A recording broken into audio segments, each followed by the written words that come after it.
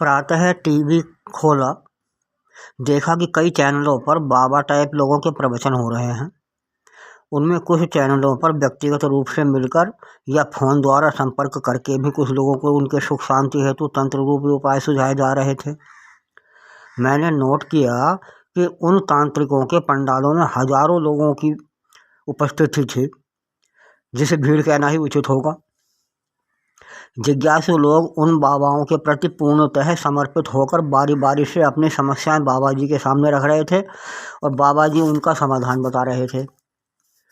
मुझे यह सब देखकर बड़ा ही अजीब सा महसूस हो रहा था और मेरा लालची मन सोच रहा था कि जिस देश में इतने लोग मूर्ख बनने को तत्पर हों, वहाँ मैं अपने जीवन के आर्थिक क्षेत्र में पूर्णतः विफल रहा हूँ। अपने कुछ शुभ चिंतकों के कथनानुसार मैं आध्यात्मिक ज्ञान भी रखता हूँ। कई कथित व स्वयंभू विद्वानों को मैंने उनके असत्य भाषण के कारण निरुत्तर भी किया है।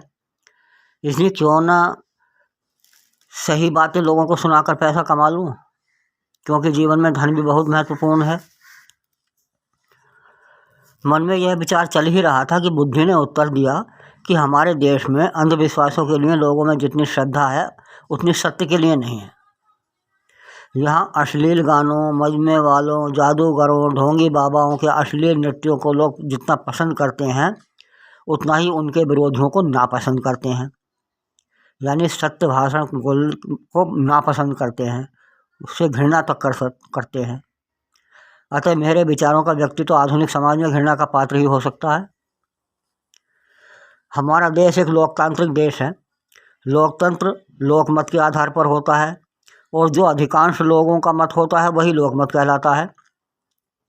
इस आधार पर यदि सर्वेक्षण किया जाए तो अधिकांश लोग, जिनमें सामान्य जन, शिक्षित, अशिक्षित, राजनेता, अभिनेता, अध्यापक, वकील, धर्माचार्य शामिल होंगे, ये सभी अंधविश्वास के समर्थन में खड़े मिलेंगे।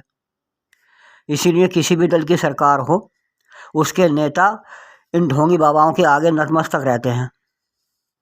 कहीं परंपराओं की दुहाई देकर अंधविश्वासों को जारी रखने का समर्थन है, तो कहीं मौलिक अधिकारों के नाम पर, कहीं त्योहारों के नाम पर आतिशबाजी करके वायु प्रदूषण बढ़ाकर, तो कहीं पूजा के नाम पर रात्रि जागरण कर ध्वनि प्रदूषण बढ़ाकर लोगों को बीमार बनाया जाता है और रोगियों को मृत्यु के गोद में धकेल दिया जाता है।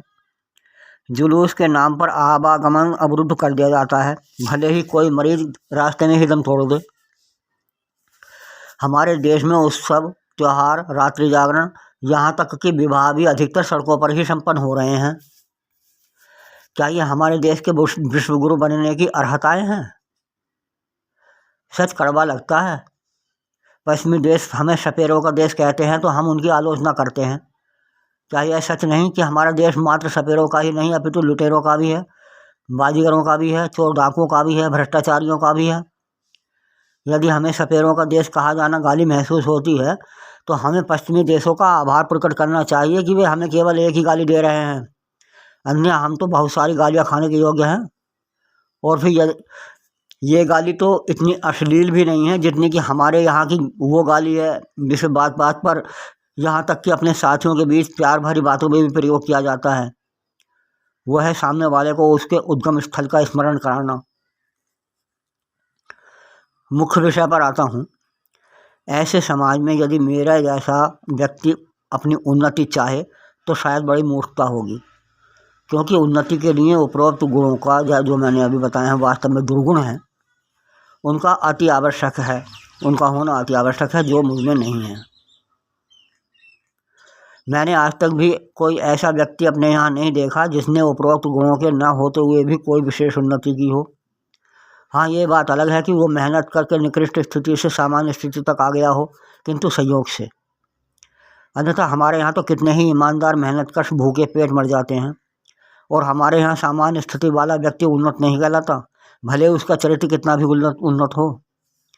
यहाँ शक्तिशाली व्यक्ति ही उन्नत कहलाता है। वो शक्ति चाहे धन की हो, शारीरिक हो, धूर्तता की हो अथवा कोई अन्य प्रकार की।